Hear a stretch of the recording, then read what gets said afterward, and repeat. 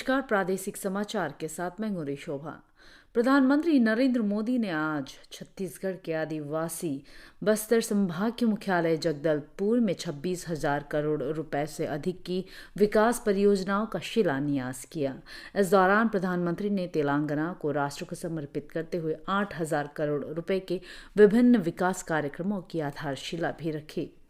प्रधानमंत्री नरेंद्र मोदी ने इस साल 15 अगस्त को पीएम विश्वकर्मा योजना शुरू की है और देश भर में पारंपरिक कारीगरों और स्थानीय कारीगरों को समर्थन देने के लिए इस योजना को पिछले महीने की 17 तारीख को औपचारिक रूप से लॉन्च किया गया था। स्थानीय कारीगरों के लिए इस परियोजना में 5 वर्ष के लिए 13,000 से 15,000 करोड़ रुपए का बजट आवंटित किया गया है। इस कार्यक्रम से कारीगरों और शिल्पकारों के लगभग 30 लाख परिवारों को लाभ होने की उम्मीद है।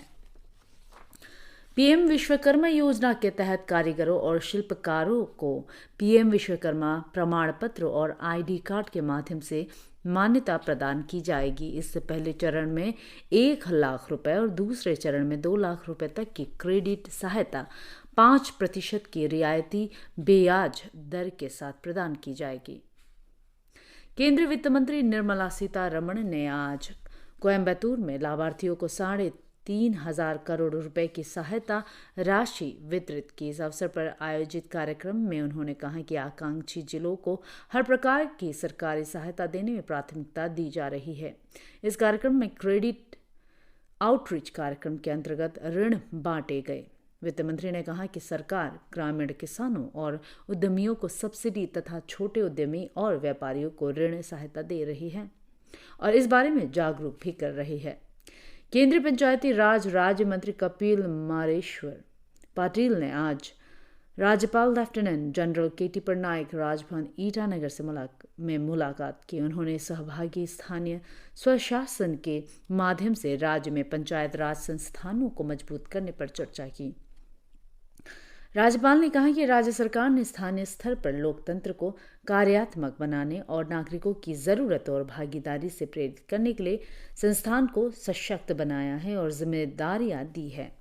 इस दौरान केंद्रीय राज्य मंत्री ने राज्यपाल को राज्य में पंचायती राज संस्थाओं को जीवंत और प्रभावी बनाने के लिए राज्य सरकार को हर संभव सहायता प्रदान करने का आश्वासन दिया।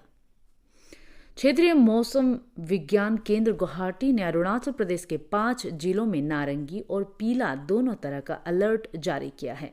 क्रा दादी, अपर सियांग, लोअर दिबांग वैली और लोहित जिले में अलग अलग स्थानों पर गरज के साथ बारिश होने की संभावना है। इसके अलावा बाकी जिले येलो अलर्ट में हैं और अलग अलग स्थानों पर गरज के साथ बिजली गिरने और भारी बारिश होने की संभावना है। मुख्यमंत्री पेमा खांडू ने कल तवांग में वास्तविक नियंत्रण रेखा LAC के पास भारत के पहले गांव मागो विलेज में भारतीय सेना और ITBP के जवानों के साथ गांधी जयंती मनाई। श्री खांडू ने महात्मा गांधी को उनकी 154वीं जयंती पर पुष्पांजलि अर्पित की। इस मौके पर केंद्रीय मंत्री किरण रिजिजू, सांसद तापिर गाव और अभिनेता रणदीप हुड्डा भी मौजूद थे। बाद में श्री खांडू ने मागो गांव के आसपास के विभिन्न गांवों में विकासात्मक मुद्दों पर कई बैठकें भी की। ईस्ट सियांग जिले के पासीघाट के गांधी चौक पर कल गांधी जयंती मनाई गई। इस अवसर पर पासीघाट नगर परिषद के सफाई कर्मचारियों को शहर को साफ रखने के लिए उनके समर्पित प्रयासों और अथक सेवाओं के लिए विधायक कालिंग मोयोंग और उपायुक्त ईस्ट सियांग ताई तागू द्वारा सम्मानित किया गया। इस बीच स्वच्छ भारत दिवस के हिस्से के रूप में DC तागू द्वारा सिलुक, दोपोक, मेबो, रानीघाट से एक साइक्लोथॉन को हरी झंडी दिखाई। इसके अलावा रुक्सिन और मेबो सब डिवीजन में भी गांधी जयंती मनाई गई।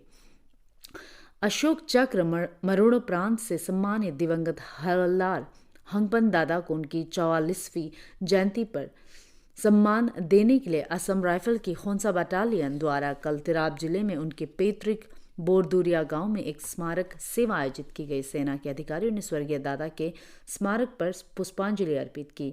इस बीच स्मारक सेवा में बोरदुरिया PSOC नोकपाक लोआंग, दिवंगत दादा के परिवार के सदस्य और रिश्तेदार और बोरदुरिया गांव के पंचायत नेता शामिल हुए।